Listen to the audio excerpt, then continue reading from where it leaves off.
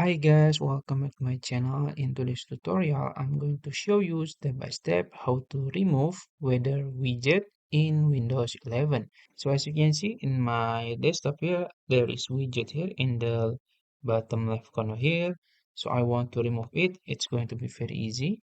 So first you can go to your settings. I'm gonna search it in the search box, settings, and hit enter.